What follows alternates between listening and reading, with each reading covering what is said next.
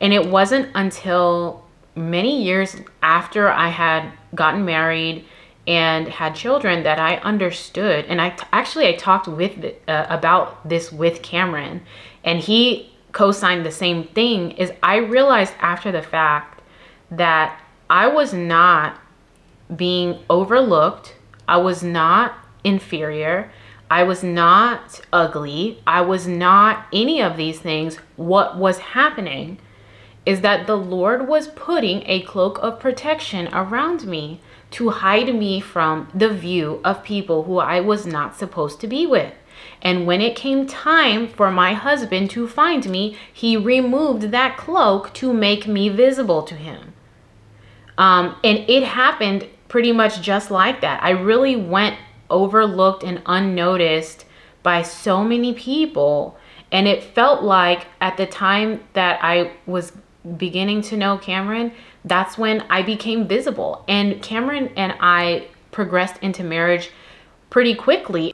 Hey everybody, it's Busy Mark and I am back with another video, but before we begin, I am pleased to announce that The Modest Fitting has officially launched, a women's clothing boutique offering skirts and dresses that embody modesty, femininity, and beauty.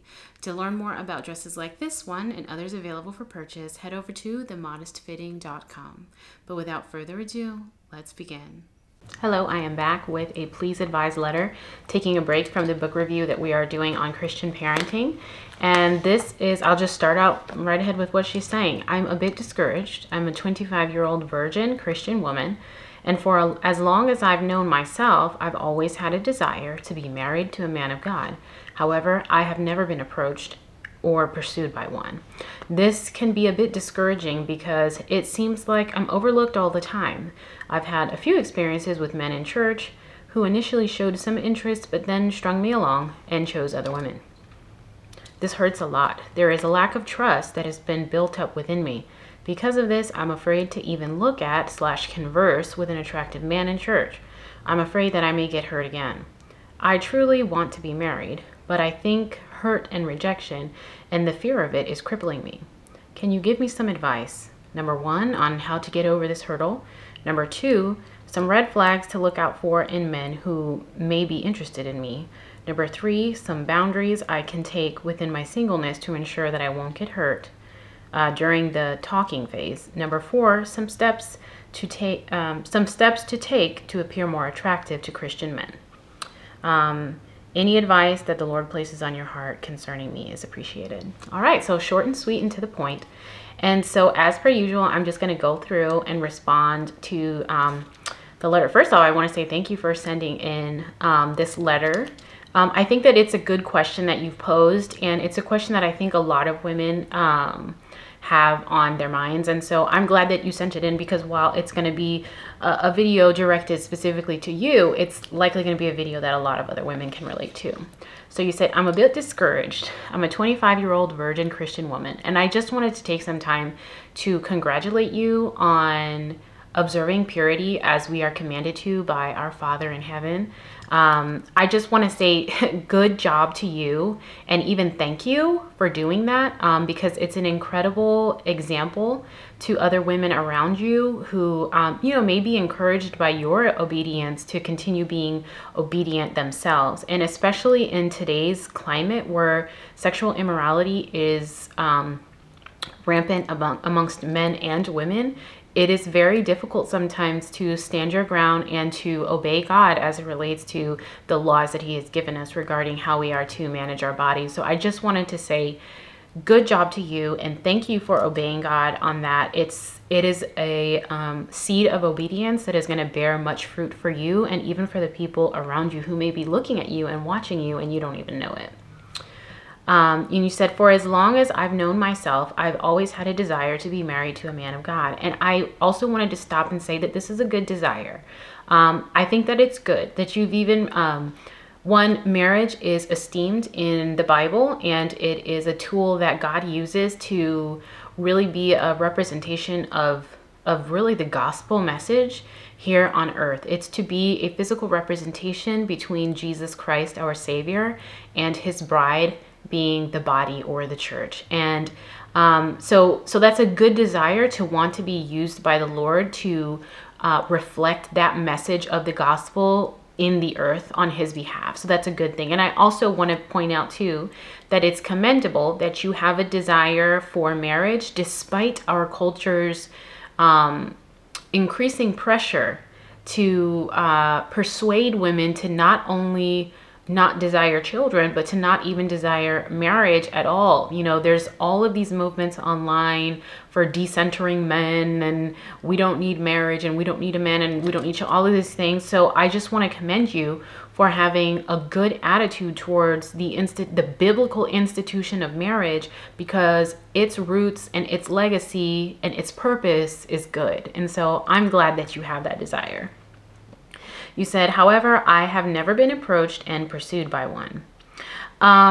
So this was confusing to me, because you said you've never been approached or pursued by one, but then later said that you had some experiences with men who in the church who approach you, but then string you along and da-da-da. So to some degree, perhaps, you know, I don't know if you wrote exactly what you meant, but what I have noticed about us as women is sometimes we tend to, I don't want to say exaggerate, because that's really not the word that I'm looking for, but we tend to see situations in extremes. Like if we're not getting the outcome that we want, it's always this or it's never that. And I'm like, but if we look at it more even keeled, we'll see actually you have been approached by men. You have been pursued by men. It didn't turn out the way that you wanted, but you have been. And so I would just say try to remain even keeled, despite what you might be feeling inwardly, to keep an objective view on reality so that you don't make yourself even more sad than is necessary, because you might be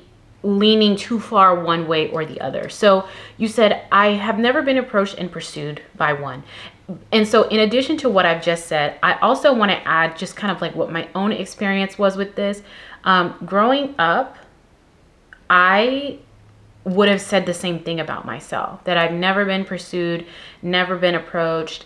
I used to think that there was something wrong with me, because I had never had a boyfriend. I went to prom by myself. Like, these are things that like most people would be like, oh my gosh, that's so embarrassing. But that's kind of how I felt. Like I felt, man, I must just be really undesirable. Like I must not be very pretty.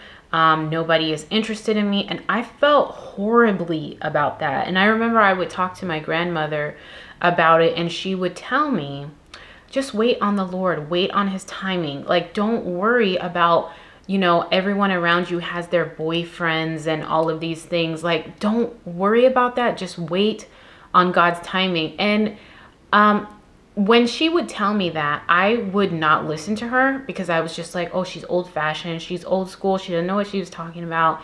And now that I'm on the other side of marriage and children, my grandmother was not being old fashioned. She was not being old school. She knew exactly what she was talking about, but I didn't have enough sense in that time to trust what she was saying. And so I'm appealing to you right now to trust what I'm saying, despite it not necessarily lining up with how you might feel. While it may be true that you have not been approached or pursued, as I was not approached and pursued, and I started developing all kind of complexes because of that, constantly feeling overlooked, passed over, no one really showing interest in me. And so I entered into my young adulthood feeling very less than, feeling very unpretty, feeling like there was nothing about me. Like I just felt inferior. I really felt inferior. And it wasn't until many years after I had gotten married and had children that I understood. And I talked with about this with Cameron, and he co-signed the same thing. Is I realized after the fact that I was not being overlooked. I was not inferior. I was not ugly. I was not any of these things. What was happening is that the Lord was putting a cloak of protection around me to hide me from the view of people who I was not supposed to be with. And when it came time for my husband to find me, he removed that cloak to make me visible to him. And it happened pretty much just like that. I really went overlooked and unnoticed by so many people. And it felt like at the time that I was beginning to know Cameron, that's when I became visible. And Cameron and I progressed into marriage pretty quickly. And to some people, they would consider it to be too quick. But what it was is he knew that I was his wife and I knew that he was my husband. And so we moved into marriage. And that was very shocking for the people around me, because I kind of was someone who was in the background. And then the next thing they knew, I was engaged to be married. And so people were really shocked by that. But in hindsight, what I realized God was doing was he was hiding me until it was time to make me visible to my husband. And so if you can hear what I'm saying, please receive it, because I wish that I could have received my grandmother's instruction to me to just wait on the Lord and wait on his timing, because I didn't. And I didn't believe that she knew what she was talking about. And I waited for marriage in my singleness with such a bad attitude. I had such a bad attitude, and I now, in hindsight, being on the other side of marriage, being on the other side of children, being more than 10 years in, I wish if I could go back and do anything differently, I would heed my grandmother's counsel to trust in God's timing and to have a good attitude while I waited. I would wait in obedience and with a good attitude. I would not give in to the temptation to try to go and find a husband myself, which I did do, and it did not end well for me. I would instead trust God's timing and wait in obedience with a good attitude. I would resist the temptation to develop all of these complexes of inferiority and not being desired and not being wanted. I would set all of that aside and instead choose to obey God, wait, and wait with a good attitude, because he really did have everything already set up, mapped out, and I just needed to play my position, which was waiting in patience and remain covered, remain cloaked, remain invisible, if you will, to the people around me. And then when it was time for my husband to find me, he unveiled me to my husband. And so if you can hear that, please receive it. Please change your mind about how you feel about this waiting season. Please change your mind, because if I could go back, I would change my mind and I would wait with a good attitude, and just wait with a good attitude. And I also think that there is a way that if you don't choose to wait for God, you may be tempted to try to take matters into your own hands. And instead of letting the man who finds a good wife find a good thing, you'll turn into a woman who is seeking to find her husband. And I don't think that that's biblical. And I think if we look even into like what's currently happening in the internet right now with Simone Biles, with our little sister Simone Biles, I have nothing negative to say about Simone Biles, because she is literally the GOAT. She is the greatest of all time in gymnastics. And so what I'm about to say is not a critique of our little sister. It's a lesson to be learned. Simone Biles likely did not have older women in her inner circle to teach her that it is when a man finds his wife, he finds a good thing. One of the worst things you can do as a woman is run a man down. If you run a man down, you are literally running after someone. You are chasing after someone who is running away from you. And a man only runs away from a woman when he does not want her. Right? So I would say you need to change your mind, because the next temptation that's gonna, so if you're feeling like, dang, nobody approaches me, nobody wants me, then that's you giving into a temptation to despair. And then the next temptation is going to be to take matters into your own hand, and then you're going to be running down a man like Simone was running down her now husband, who is on the internet embarrassing her and making it very clear that he didn't want her, and that if she had not pursued him, he wouldn't have given her a second thought. You don't want to be married to a man like that. You don't want to be married to a man who, if you didn't beat him down, would not have given you a second thought. That's not what you want. So then you said, I've had a few experiences in church who experiences with men in the church who initially showed some interest, but then strung me along and chose other women. Okay, so don't be strung along.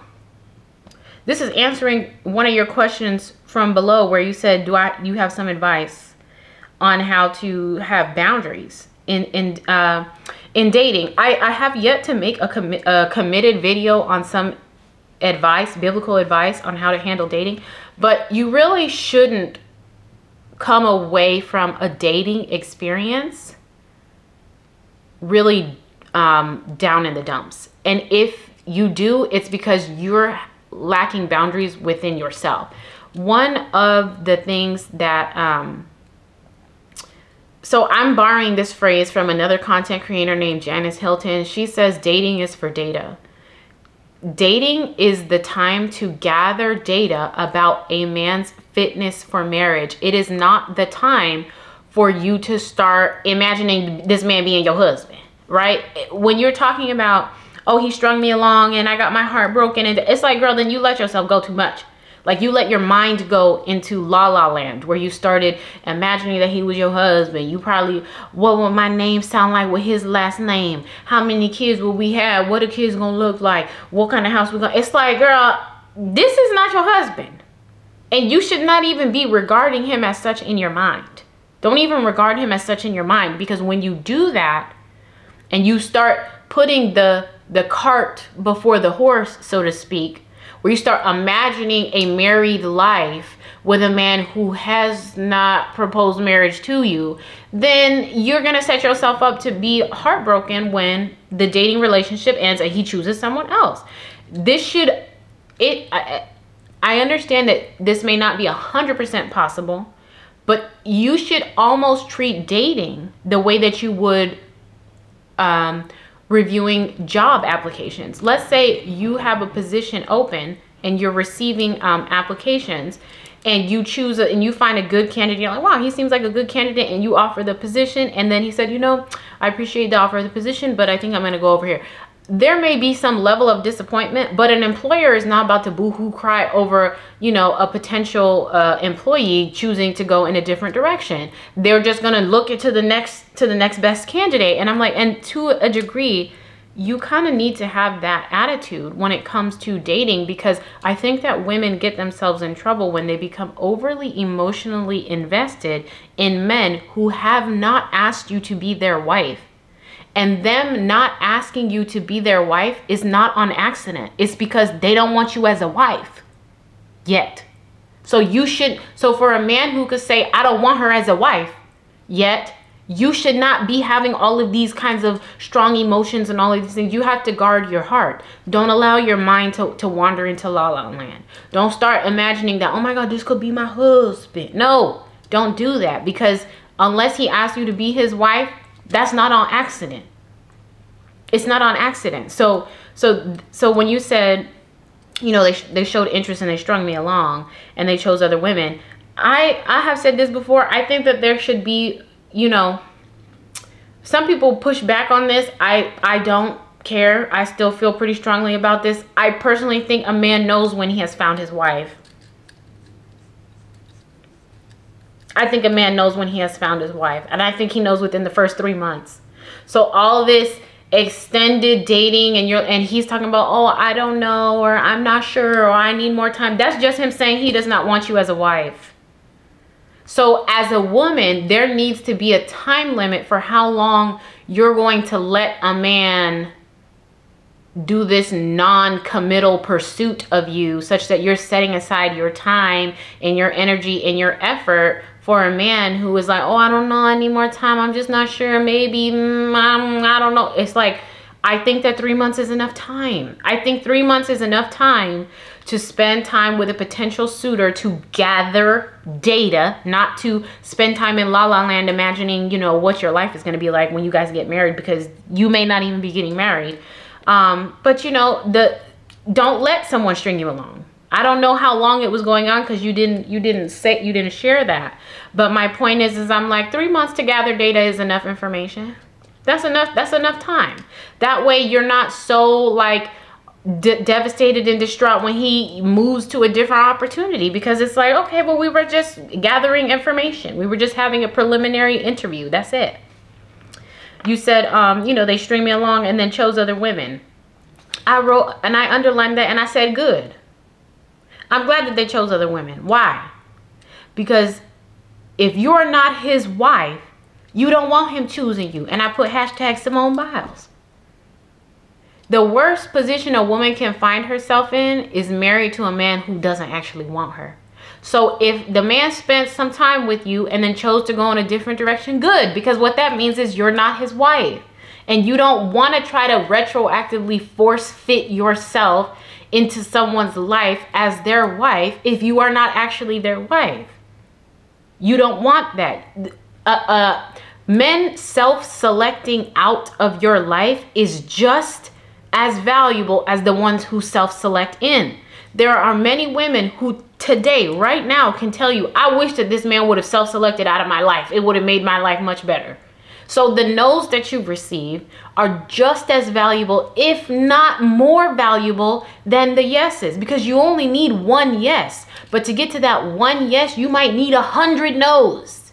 So the no's are good because it means he's not the one for you. You're not his wife and he's not your husband. And him just taking up more space in your life would make it more difficult for your actual husband to find you. The no is just as valuable as the yes. So good. If they chose other women, good, because that means that you are not his wife and you don't want to be married to someone who does not actually want you. You can look at Simone Biles' situation and see that that's not what you want. You said, this hurts a lot and there is a lack of trust that has been built up within me. Don't let a lack of trust build up in you. What do you mean a lack of trust? These men that are not your husbands don't owe you anything. Just like you don't owe them anything. So I don't understand, like, what was the violation of trust that caused you to build up a lack of trust? Like, this how I know that you're taking things too far in your mind, because there was no violation of trust, because none of these men owed you anything because they were not your husband. So that's how I know that you were taking things too far in your mind. This is what is meant when the Bible says guard your heart, both from external wickedness that can come outside inwardly and can soil your heart, but you also have to guard your heart from the inside. Don't let the stuff in you permeate in your heart and spoil it. Don't allow your mind to just run amok. Something that I used to do when I was a little girl is, if I liked a boy, I would write my name and then write his last name, and I would just going off into la la land. That was me not guarding my heart. Don't do that. Don't do that. Guard your heart. There was no violation of trust for you to be like, now there's a built up of lack of trust. Girl, you gotta, let's all stay in reality. If he's not your husband, he's your friend. And if he's your friend, he owes you nothing, just like you owe him nothing. Y'all are friends. Always bear that in mind. If he's not my husband, he's my friend. He's my brother in Christ. He does not owe me anything and I don't owe him anything. This hurts a lot. There's a lack of trust that's been built up within me, and because of this, I'm afraid to even look at / converse with an attractive man in church. You don't need to be afraid. You need to keep your mind in check. This is like, it sounds like, oh, I'm afraid to even look at / converse with an attractive man. This just feels like inferiority, like you're developing an inferiority complex, which I told you I kind of struggle with as well. So I'm not poking fun at you, but I'm just saying you need to stop, because there is a way, because what you're doing is you're getting your sense of self-value and validation from the people around you, when you need to be getting your sense of validation, affirmation, and approval from God. Because there's a way, you know how sometimes LeBron will say, I'm him, I'm that guy, I'm that dude, I'm him. That is the attitude that you should have about yourself. You should be like, I'm her, I'm that girl, I'm that girl, I'm her. But it shouldn't be rooted in arrogance. It should be rooted in, I know who my father is. Have you ever seen a little girl whose daddy is like somebody really important? And if somebody tries to tell her something, she'll be like, do you know who my daddy is? That's how you're supposed to be with, and who her father is gives her a sense of confidence in herself. That is how you're supposed to be about God. You should know, I'm her. I'm that girl. And not because you're super arrogant and full of yourself, but because you know who your father is. And so when you know who your father is, you don't have to walk around the church timid, shy, and acting like, you know, you're not worth anything and no, I'm afraid. No, if you're feeling that, it's because your sense of self is rooted in something other than God. Because when it's rooted in God, then you walk around like, I'm her. So you need to, that's a homework assignment for you. That has nothing to do with the men in the church and what they're doing and not doing. That's a crack in your foundation that should be filled from a relationship with the Lord. And you might need to pray and ask God, give me the eyes to see myself as you see me. Help me to understand myself in light of you. Help me to understand my future in light of your planning. These are things that you might need to start praying over yourself until your mind changes, or as the Bible describes it, until your mind is renewed on this matter. Because other men, you said, oh, I'm afraid to even look at them because of how they broke my trust. Girl, it has nothing to do with them. It has to do with you and how you see yourself in light of your daddy. That little girl whose daddy is somebody important, she does not walk around with her head held low. She walks around like she runs the place. She doesn't, but she acts like she does because she knows who, because her self-confidence is rooted in her father. And you need to work on that as well. We all do at some point. So it's not a judgment. It's just, that's what's going on here. You said, I'm afraid to even look at or converse with an attractive man. I'm afraid I may get hurt again. You shouldn't have got hurt the first time because these are not your husbands. They're not your husband. You have to guard your heart. Don't let your mind go off into la-la land, and understand that dating, or the talking phase as you put it, is simply for gathering data. What kind of data? Is the man even eligible for marriage? He shouldn't be married. He shouldn't be divorced. And if he is divorced, it needs to be one of the biblically lawful reasons for divorce. The only ones that I know of is sexual immorality, and if he was married to an unbeliever and the unbeliever deserted him. So if he's divorced for any other reason, he's not eligible for marriage. He obviously can't have a wife right now. He's supposed to be my husband, but how are you supposed to be your husband? He's somebody else's husband. But anyway, right? So he needs to be eligible for marriage. Is he gainfully employed at the cost of living? Does he understand what his role as a husband is? Does he understand that he's supposed to be the leader of the household? Does he understand that he's supposed to be the spiritual leader of the family? Does he understand that raising up children in the Lord is first and foremost chiefly his responsibility as the head of the household? Obviously the wife coming up in support of that effort, but does he feel that responsibility to be a spiritual headship over his house? Does he want to have children? How many children does he want to have? Does he want a homeschool? Does he want a public school? Does he want a private school? These are all this is what y'all should be talking about during the talking phase, which is really dating. This is what you should be talking about, not putting all of your heart out there and pretending like, oh my God, he might be the one, such that when he's not the one, then you're all heartbroken and stuff. Girl, it should be this is business. You got to treat this like a business exchange. We're just exchanging data to figure out, are we potentially a good match? There's no emotions involved. And if you catch your emotions getting involved, then you need to work with the Holy Spirit to corral them back, because he's not your husband. Until he gets down on one knee and asks you to be his wife, this is a man who has not chosen you as a wife. So why would you be getting your hopes and your hearts and your emotions all invested in someone who hasn't picked you as a wife? So that's a feedback that if I could give to my younger self, 10, 15 years ago, that's what I would be telling myself. Girl, keep your heart to yourself. Stop acting like everybody is your husband. Right? So you said, I truly want to be married, but I think the rejection and the fear of it is crippling me. Again, every rejection is from the Lord as well. Because you don't want to be married to a man that don't actually want you. So anytime a man says, like, oh, I'm talking to you, but I go in this other direction, girl, wish him well. That's not your husband. Can you give some advice how to get over this hurdle? So the first thing is you need to change your mind. One, about your approach to dating. These are not your husbands. You don't need to be getting your emotions all into the situation such that you talking about I'm heartbroken and I have trust issues. Now, how you have trust issues from conversation? It's too much. That's how I can tell. It's too much. Like, you're doing too much, right? And I'm not laughing at you like I'm making fun. It's reminding me of me. And I'm thinking back to how I used to be. It's ridiculous. Like, we're doing too much, okay? Pull it back. So that's the first thing. How to get, like, pull it back. Change your mind about what is actually happening when you're gathering data. This is not the time for getting emotionally invested. You're just collecting information. Number 2, red flags to look out for in a man. Just get to business and start gathering the data. So what's a red flag? A man who has no money. A man who has no job prospects. A man who doesn't feel like it's his job to provide. A man who's not eligible for divorce. Eligible for marriage because he's either wrongly divorced or he's already married. Something like that.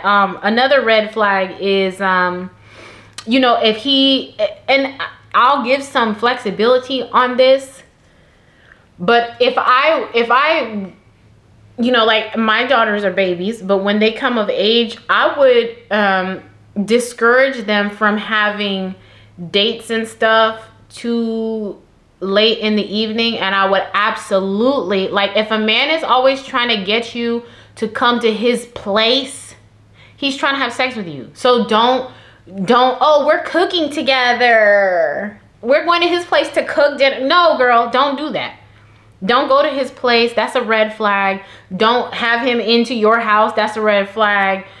Keep good boundaries. Keep good distance. None of the, I used to have friends who would say that, oh, he's going to sleep over at my place, but he'll sleep in a different bed. No, don't ever do any of these things. These are awful practices that just tend to lead to sexual immorality. So some boundaries: make sure he's eligible for marriage. Make sure that he's financially fit for marriage. Make sure that he desires children if you desire children. What's his thoughts on education? Are you guys on the same page about that? Keep good boundaries about being in each other's private spaces. I don't see really any circumstance that a man needs to be in your house unless, you're having some dinner party or something like that and it's like 10 or 12 people over and he's one of them. Fine. You don't need to be going over to his house unless there's other people there that can hold you accountable and make sure you go home, when the event is over, and that you don't just linger at his place. I don't, so those are just some general guidelines for boundaries. Don't just another boundary, don't just be in the talking phase for 6, 8, 10, 12, 18 months. Like, it doesn't take this long to talk and figure out if someone is eligible for marriage. Most men know when they have come across their wife and they move pretty quickly. Most men do. I know that there are exceptions, but I think generally speaking, most men know. So if you're getting vibes from, like, I'll say it like this: a man who isn't sure, where you have to ask him, so what are we? He's not interested. He's not interested. Because when a man is really interested in you, everything is crystal clear from the beginning. You have no questions. When it's like, what are we? So what are we doing? Are we gonna get, if you have to ask all that, girl, he doesn't want to marry you. And there are some women who will know that, keep pressing, and eventually strong arm him into marrying them, but he's marrying a woman he doesn't actually want, as evidenced by his indifference and his dragging of his feet to get there. And I'm saying, you can eventually wear a man down into marrying you, but that's not what you want. You don't want a man you have to wear down. He will make things clear. He will make it intentional. And if you're not getting these clear, feedback that he's interested and he's trying to move forward and he'd like to start getting marriage counseling and then girl, it's just a no. It's just a no. So that's the boundary, is 3 months is enough time. If it's not going anywhere, then maybe you need to say, I really appreciate our time together, but because I am looking for marriage and it doesn't appear as though this is moving into marriage, I would like for us to just be friends. And move on, girl, move on. Some steps to take to appear more attractive to Christian men. So this advice is gonna be a little bit overlapping with a video I did some time ago where it was Tips for feminine appearance for the homemaker. So some of this is going to be a review if you already watched that. If you haven't, then it'll be first time hearing it. So the first thing is, which I know women don't like for me to say this, but it is what it is. You need to manage your weight. I don't know what your weight is. You didn't include that information. You might be very fit, or you might have some work to do in that arena. I think that there is a way that we lie to women and say, oh, it doesn't matter what you look like on the outside. It's all inner beauty. And I'm like, yes, inner beauty matters. But most people are not going to take the time to discover your inner beauty unless you have outer beauty. And I also think that inner beauty is connected to outer beauty. Why? Because the Bible governs whether we are gluttonous or not, whether we give into much alcohol or not, whether we're lazy or not. So I'm like, so a woman who struggles to manage her weight is oftentimes struggling with character flaws as well. That's not just an external thing. They're both connected. So my first advice is make sure that you're managing your weight, and specifically your midsection. I don't think that there is a magic number on the scale or a magic dress size that everybody needs to pursue, because not all of us are built the same. We have different shapes. We have different sizes. I think that the only thing that's universal across the board is manage your midsection. So make sure that your waistline is a good healthy size, and make sure that you're not having a belly that's getting bigger and bigger and bigger because your body is storing all this additional fat on your abdomen. It distorts the feminine figure. It distorts the way that clothes fit on you, and it also jeopardizes your health, and also it diminishes your physical attractiveness to potential suitors, decreasing the number of men who will exert effort to pursue you. So I know people don't like to hear that, but it is what it is. You can take the advice, or you can not take the advice and just be satisfied with the results that you're getting. The other one is clothing. This is not a dig or a judgment, because I get it. I mean, if no one taught you, then girl, and I'm not saying that you, I'm saying in general. I think about the way that I see women come out dressed in public. I don't judge them. I feel like it's just nobody taught them. I'm like, why as a woman would you go outside in sweatpants and a hoodie, wearing clothing that a man could easily wear and it would look just as appropriate on him? Why would you miss the opportunity to dress in a way that is overtly feminine and beautiful and cut and designed for your silhouette as a woman? Sweatpants and a hoodie is not really designed for the woman's body. Wear something nice, wear something beautiful, wear something feminine. It doesn't have to be skirts and dresses. I don't think it gets more feminine than that. But if you just don't want to wear skirts and dresses, fine. But take your time to wear feminine prints, feminine silhouettes, feminine patterns, and really express and celebrate the fact that you're a woman. Be mindful of the way you leave your house. Don't just leave your house looking any old kind of way. That's not going to help you in the marriage market. Number 3 is take care of your hair. And I know this is going to be ironic, but I'm going to say grow your hair long. I know I just cut my locks off. If you watch the video, then you know why I did that. But generally speaking, I believe that it's in a woman's best interest, especially if you are, in the marriage market and wanting to get married. I think that you will have more prospects if you have longer hair. I've even noticed that with myself. The way that I am received in public with short hair versus the way I am typically received in public with long hair is discernibly different, which I already knew that was the case, but it was just interesting to have it confirmed for me in real time that like hair length makes a difference. Now, hear what I'm saying. I'm not saying put on fake hair, because I don't think that long fake hair does the same thing that long real hair does. Most of the time when people wear fake hair, we can see that it's fake, and we know that it's fake, and it isn't as attractive or as beautiful as when a woman grows her own hair. So if you have the ability to grow your own hair, then do that and take good care of it. Don't have long hair with raggedy see-through ends. Go on ahead and get your nice little trim, get everything healthy, and take good care of your hair and invest in it as one of God's natural adornments of you as a woman. It's a very beautiful accessory that God gave you. You don't even have to go out and buy it. He just gave it to you. So take good care of it for the gift that it is, and understand that it does make a contribution to your physical beauty, and therefore I believe the number of suitors that you can potentially choose from. The other thing I said is invest. I'm not gonna say invest in makeup, but I'm just saying in your face.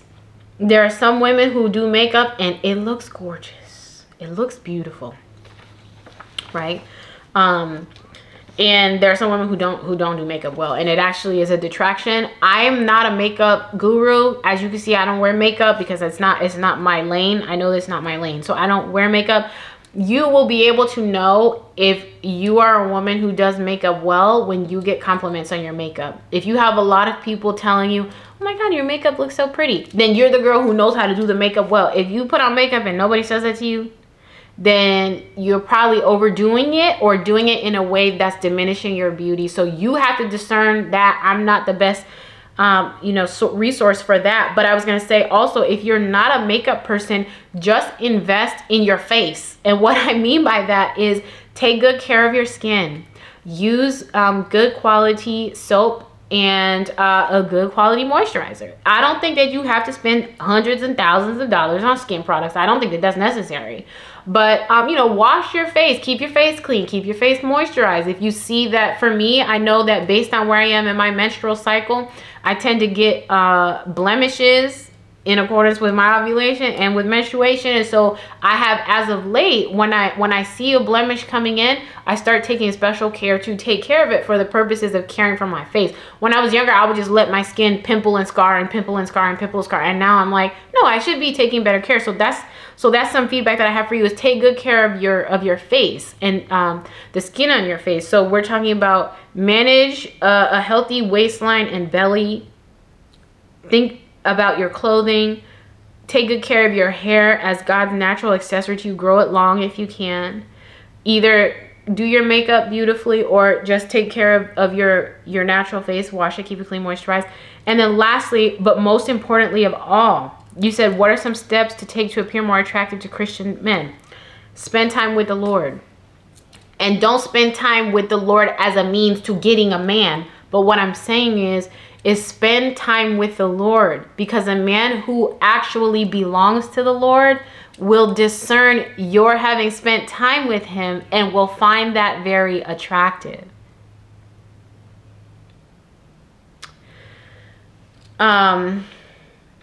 Yeah, I wish I could go more into that, but I don't know if I will. Yeah, I'm not going to go more into that, but just trust me on it. Just trust me on it. When you spend time with the Lord, and the way that I've heard it described is when people around you, they can just smell the aroma of Christ on you. That is very attractive to men who actually belong to God. It is the best beauty secret, if you will. Spending time in God's word, meditating on it, praying about it, and being silent before the Lord and giving him an opportunity to speak to you. There is nothing more beautifying than that for a woman. And last, you said, any advice that the Lord places on your heart concerning me? Yeah, I think that pretty much everything that I've said is the advice that I have. And I would just, if I could end on a note of encouragement, I would encourage you to just trust in God. And I know that it's easy to say that, because I remember how I felt when I was the unmarried woman, looking forward to marriage, not seeing a marriage prospect in sight, and how it used to irritate me to hear people tell me to wait on the Lord.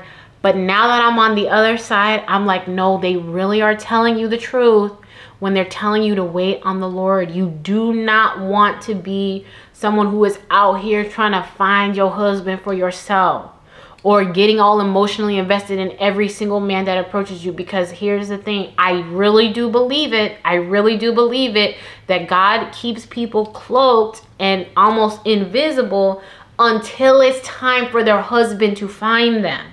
When it's time for him to find you, when it's time for your husband to find you, the Lord is going to unveil you to your husband, and your husband will know, that is my wife. And he's not going to have you asking all these questions about what are we doing? Are we getting, no. It's going to be so clear. There's not going to be any confusion. It's going to be very clear. So every no that you receive, Thank God for it, because that man who is not your husband could be wasting your time and eating up all of your energy and effort while your husband is waiting in the wing. You want to be ready and available for your husband. You don't want to be wasting time with these men who are not your marriage partner. So thank God for the no's. Seriously, thank him. Every time it doesn't work out, thank the Lord for it. But as always, thank you guys for tuning in. If you are an older, more seasoned, mature woman who is, you know, successfully married, and you have advice for our young 25-year-old sister who is looking to be married, but, you know, is experiencing disappointments, what advice would you give her in addition to what we've discussed in this video today? But as always, thank you for tuning in, and I will see you next time.